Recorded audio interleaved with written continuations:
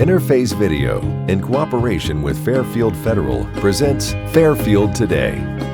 Brought to you by Fairfield Federal Savings and Loan, Fairfield Medical Center, Fair Hope Hospice and Palliative Care, the Frankie Smith Funeral Home, Fairfield County Adam H., Dagger Law, and the Fairfield County Board of Developmental Disabilities. Hello friends, and welcome to Fairfield Today. I'm Paul Jasson, your host. Thank you for joining us, and as you can tell by our studio here, we're not in the lobby again of Fairfield Federal downtown as things slowly open up and businesses open up and banks open up. We anticipate Fairfield Federal being open very soon. When they do, I think we'll be able to get back down in our lobby at the downtown branch there. So we're looking forward to that. But in the meantime, we're fortunate to be able to come out here to the studios on West Fair Avenue of Interface Video and do the show. So we appreciate your joining us here. We hope during this reopening time things are going well for you too, and things are moving into the summer, and you're anticipating whatever the new normal is. We're anticipating that being part of our life now. I thought it would be good to have on the show as we talk. Everything pretty much is about COVID-19, the coronavirus. Everything is about that right now. So I thought about nursing homes. That's one thing that's big into the news now with nursing homes, and so many terrible things have occurred. Lots of good things have occurred, but one is you're not able to visit your family. If you have a family member in a nursing home, you're probably not able to visit them.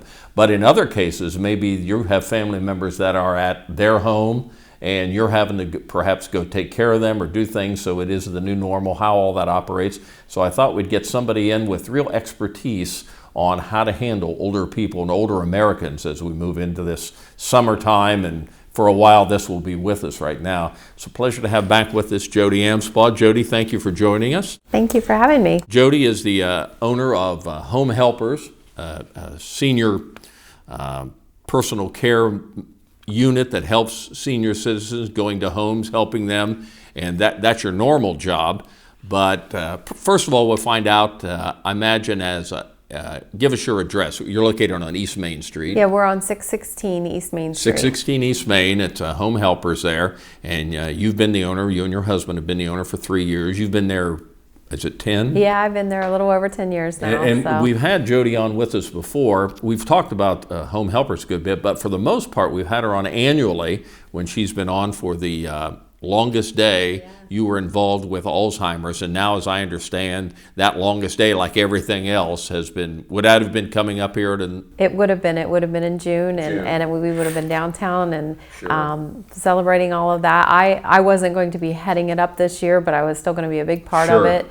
And unfortunately, with everything changing, in June, yeah. And every week or every month, we'll see about April. Then everything's canceled. Then May, and now it's up into June, and things are being canceled into June. We know the festival won't be around this year. That's a big loss for the community. Now I think the big thing people are talking about, you have other things like the Friday night bandstands. You don't know what, some things will happen, but now you even wonder about the fair, and that's in October. Yeah. And you think, well, that's so far off, but you know, if there's one thing about the fair, it's being so crowded, being so packed with people. You wonder how that'll work. Yeah, I really do. I'm glad I don't have to make those decisions. Me too. So I imagine from your business standpoint, this has changed dramatically as you have Home Helpers go into homes and assist older people. That's your job. That's what you do. Your job has probably changed to some degree you never thought you'd see.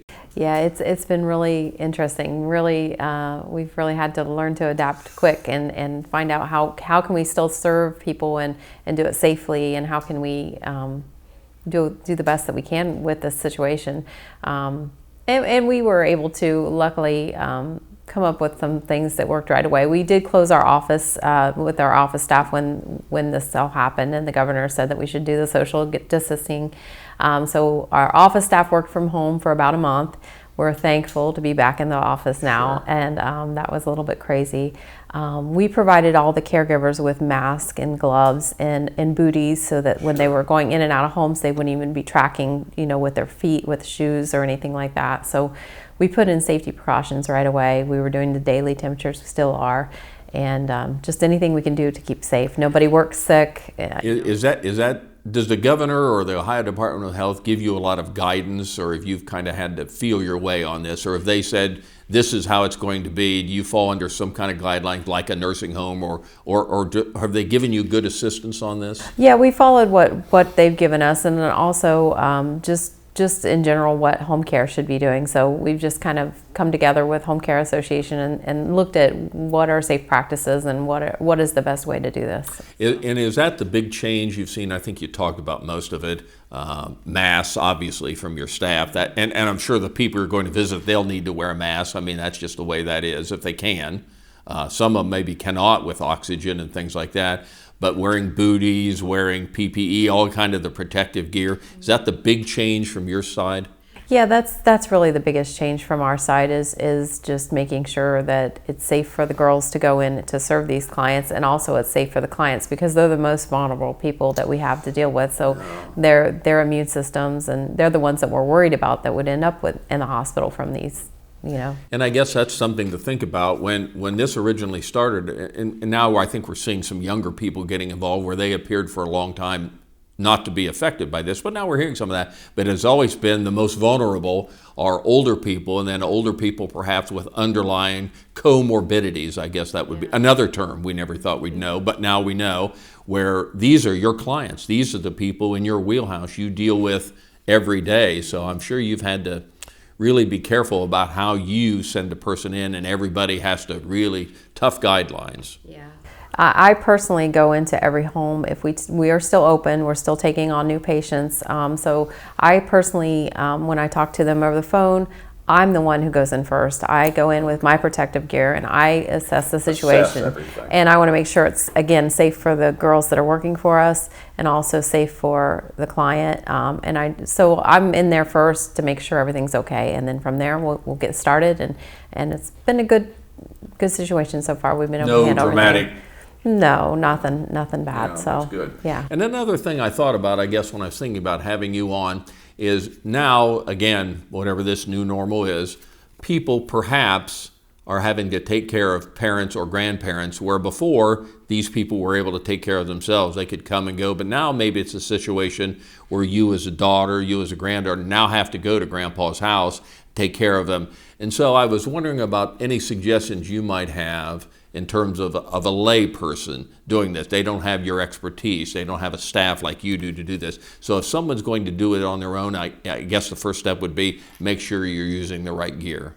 Yeah, make sure that you or no one in your home has been sick and not going. I've been safe with our own parents. We've done social distance visiting with our own parents. Sure. So just make sure that you're not sick. No one from your home has been ill, and then that you are washing your hands when you're going in. Take off your shoes when you're going in. Just prevent the germs and the spread of germs. And then things to look for your parents are, just. Are they eating well? Are they acting normal? Or, just those kind of things that you want to watch out for. Are those some of the first things you see?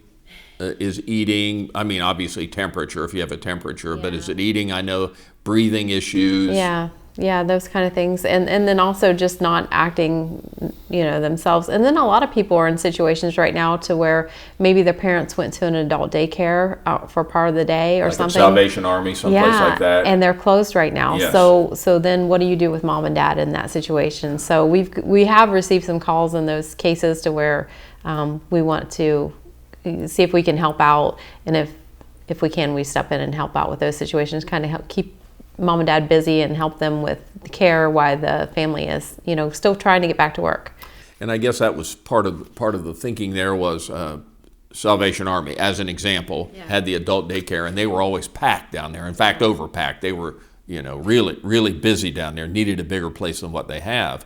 And now, like everything else, that's off the table. Yeah. So now, maybe a family is in a situation where I drop dad off there every day, but now we can't do that. So other situations. So I'm sure you've been asked questions about how do you handle that? What do you do? Yeah, and it's just everybody's different, and it's just every situation is different, and you just love on them and help them in every way that you can. It's hard when it's your parent to do those things that maybe helping them to the restroom or helping them with personal care, but but you can do it. And if you can't, there are places like Home Helpers that can be out there and help you in this situation, because we are here, we are safe, and we are taking all the precautions to be able to help out. And if somebody has questions, I've been on your website, you have a nice one. It's a lot of information about how in this new time here of social distancing and things going on, you've got information about how to handle that. But if somebody wanted more information or perhaps even to call you, how would they contact you?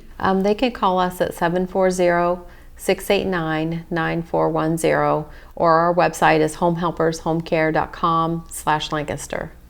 Are you finding too that you're getting more calls about things about this, where what do I do with mom or grandma now? I've never had to deal with this. Yeah, I am. Just like I said, because of the ones that were able to go to adult daycares or do something else, to keep their day busy. Now there's nothing there, and then everybody's just kind of stuck and not sure what to do with it.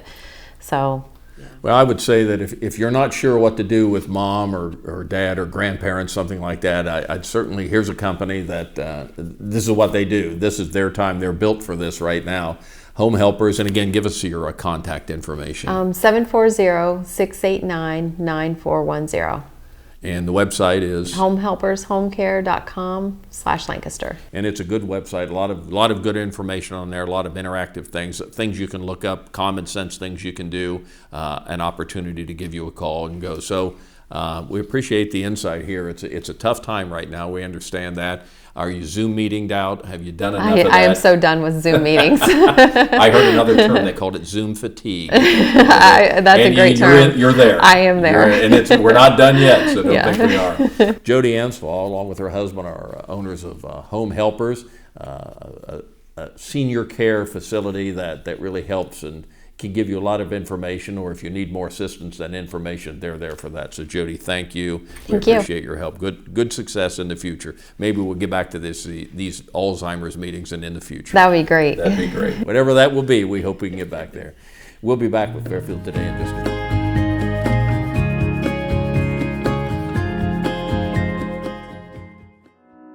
The Frankie Smith Funeral Home and Crematory in Lancaster and the Johnson Smith Funeral Home in Baltimore have a long and wonderful history of serving our community. Feel free to give us a call at 740-653-0652. Stop in and see us at either of our two locations, 405 North Columbus Street in Lancaster and 207 South Main Street in Baltimore. Respect for tradition, regard for change.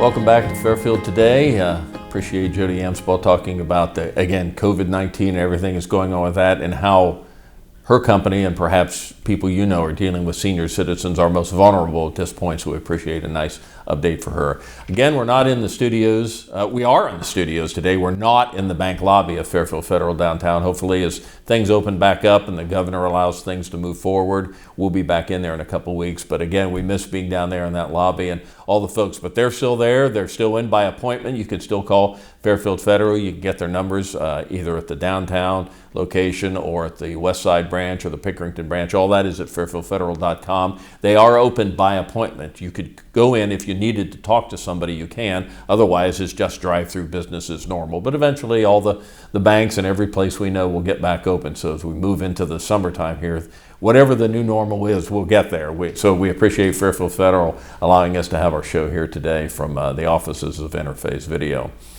Little different guest today, as we've talked about so much of the COVID-19 and effect on companies. This was a guest I had originally scheduled back in March. I had him scheduled perhaps as the first show that got canceled back in March. We're not able to have him on. It's Geoff Burns.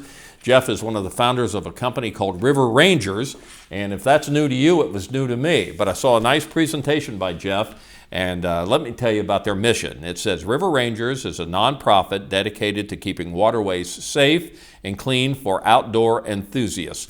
So with that, I had you heard a presentation from you, Geoff Burns, one of the founders, again, of River Rangers. Really good things you do. I was amazed that your company is out there on, and maybe it was over in, I'm not sure, it was Muskingum County. I'm not sure where we saw your folks working that day.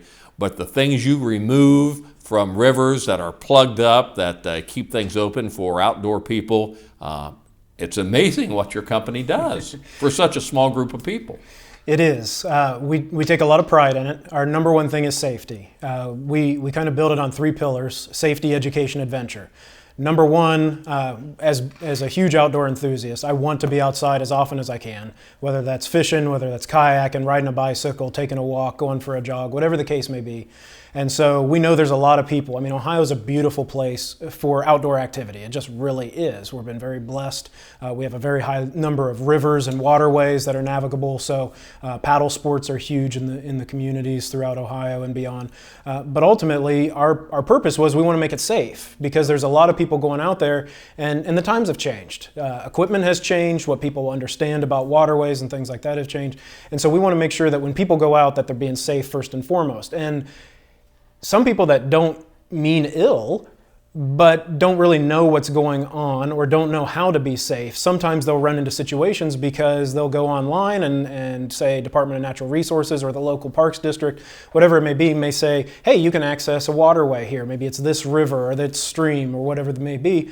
And then wanting to take your family out, they've promoted it, and it seems like a nice, fun way to spend an afternoon. They go out and then they come across hazards that they hadn't anticipated. And so that's one of the things that we want to try to mitigate when and where possible.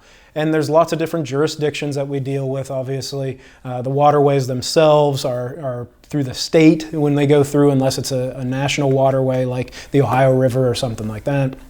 But mostly it gets into smaller jurisdictions. And so different people, different agencies, different representatives have jurisdiction. And so sometimes nobody really knows who to even call if there was a problem. And if there ends up, God forbid, a tragedy, someone gets caught in what we call a strainer or a sweeper, and I'll explain that in a sec, they could be life-threatening. And we've found numerous cases where people end up, they call 911, and they go, well, where are you? And I'm on this creek or I'm on this river. And they're like, okay, but where? And it's like, I don't know. I see some trees. Ping my phone. I have no idea. Right. They don't know what to do. And so we're trying to find ways, number one, to reduce the number of occurrences where people are going to run into hazardous situations. Number two, from an educational perspective, we want to teach people what are the proper paddling techniques. Some things that when I was fortunate, when I was a kid, we used to go on some field trips and I learned how to paddle and I learned how to canoe and kayak and things like that as part of some school programs. And I wasn't in a classroom, but we actually got to go places and do those.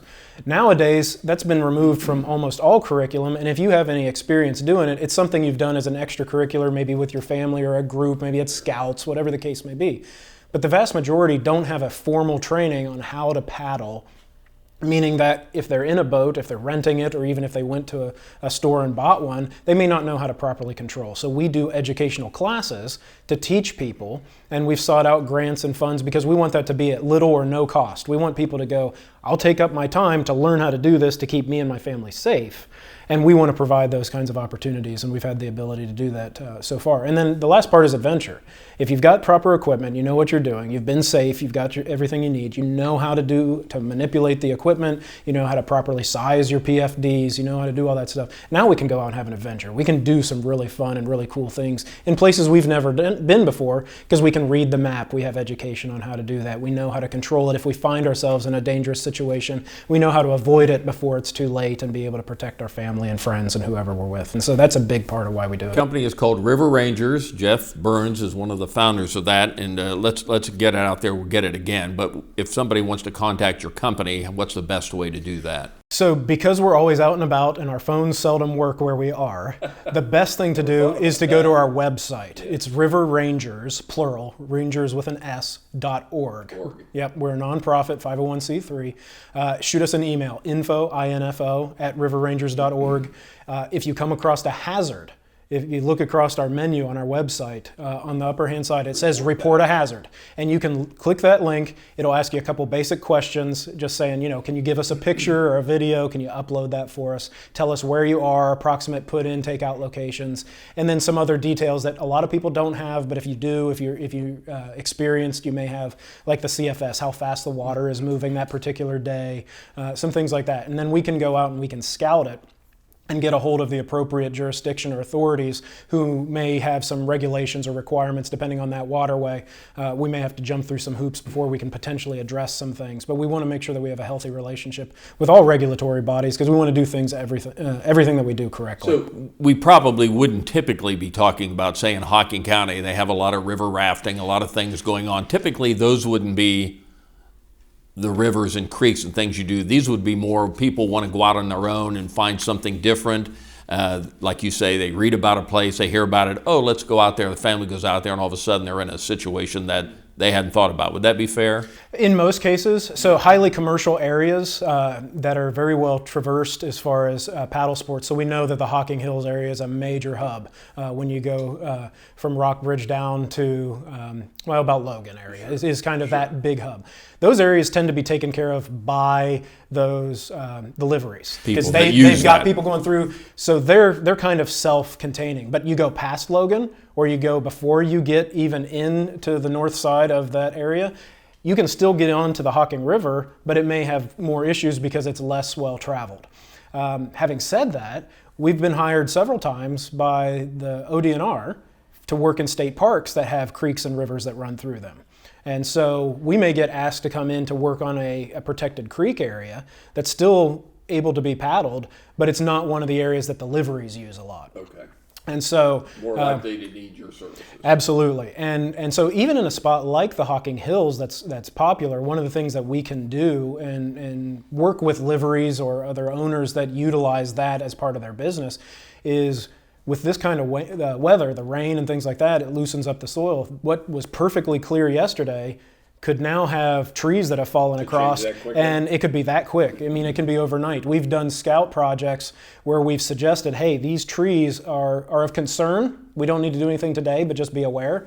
And within a week, we were called out to do a project. We actually were called out to do a different project than we ended up doing one time because they knew we had some hazards to deal with, but a tree that was impassable, you could not get past it at all, had fallen within the last 24 hours. So we were hired to come deal with one problem, and we came upon another one that the jurisdiction, I won't name who it was to keep them, but they didn't even know existed.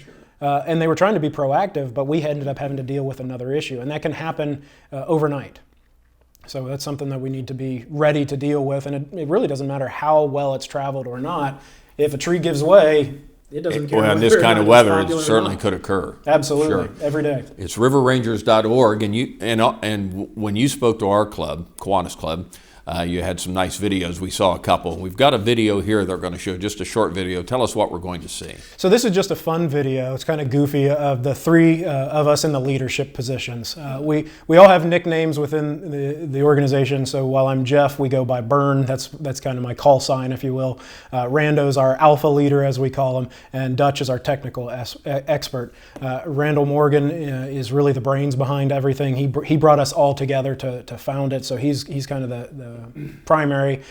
Dutch, his last name is Holland, so we're really witty and we call him Dutch.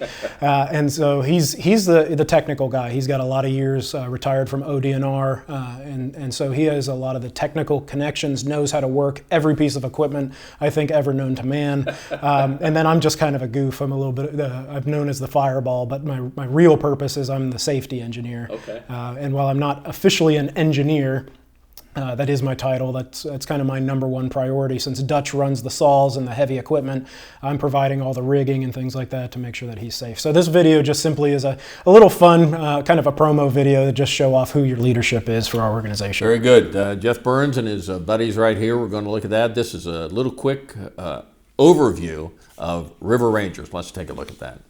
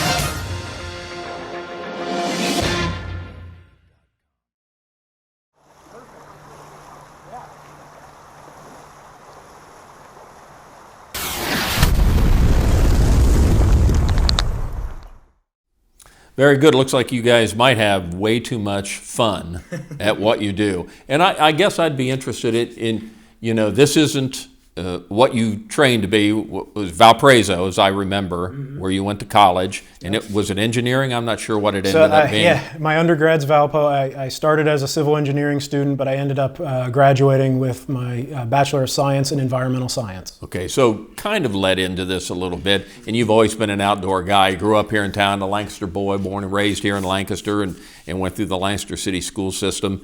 Was somebody just contacted you one day, you made this, and all of a sudden you're one of the founders of River Rangers? So actually, Rando, I mentioned before, he was our alpha leader, as you saw in the video. He and I became close when I was starting off early in my business ventures here back in Lancaster after I moved back from Northwest Indiana. He worked with the the SBA, and through one of their SCORE program, he actually was a mentor that was assigned to me when I was trying to learn some business things. And we just became very close friends. He's got a few years on me, but not a whole lot. And then through that process, we've stayed very close, and he's always been interested in what I'm up to in various business things. He's a serial entrepreneur himself, and so we ended up agreeing. We both went to get our master's degree together in international business, and then this was something that his dream, ever since he was a kid, when he first worked at a livery. They had a situation where some college students came through, wanted to rent boats, and there had been major flooding, not unlike what we're dealing with literally today. And they wouldn't rent them to him. They said, "We're closed, it's too dangerous." Well, somehow that group ended up getting boats from somewhere, and they went down the river, and he was on the crew that was part of the search committee to go find him. And sadly, he was one of the people that found a young lady, a college student, who was mangled and had drowned. And at that time in his life, in his early ages, he said, "If I am ever successful financially and can retire early, I will dedicate the remainder of my life towards making the waterways safer for paddlers and things like that. There's got to be a way." And so that's been a dream of his. He kind of fell off the map for a little while with other things, finishing up his business things and other ventures, made his way back to Lancaster and reached out to me one day and said, "Hey, Bern, I've got this idea. I want to run it by you. I've got this other partner. We're considering doing this."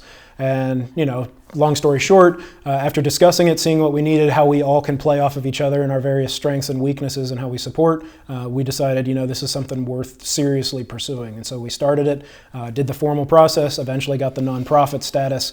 And our goal at this point, our goal at this point is to ultimately make this our primary gig. We really want to see this thing grow. We know there's a lot of demand and need for it.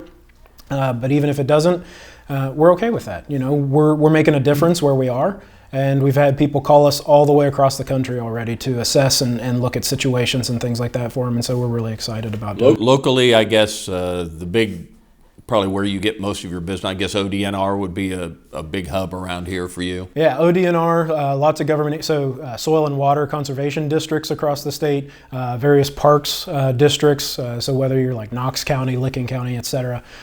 We work with pretty much anyone that has jurisdiction over the waterways, and we've dealt with everyone from Army Corps of Engineers to U.S. Fish and Wildlife, all the way down to the local municipalities. And I was amazed when I saw your video. I would say almost no job is too big. I saw some of these big trees that your buddies were out walking on, and they were just ginormous looking things. So whatever it is, I guess your company would at least want to take a look at it and see what the next move would be. Absolutely. We want to take a look at every opportunity. We want to fall within the regulations and requirements. Depending on the waterway, it may have special restrictions. But yeah, give us a call. Specifically, shoot us a hazard report online or shoot us an email. That's the best way to get a hold of us every time. We try to be as responsive as we can to those. We can't always get to everything. Obviously, we're limited on funding, but we do everything we can within our power. So. Geoff Burns with riverrangers.org is the website. You can contact him through that.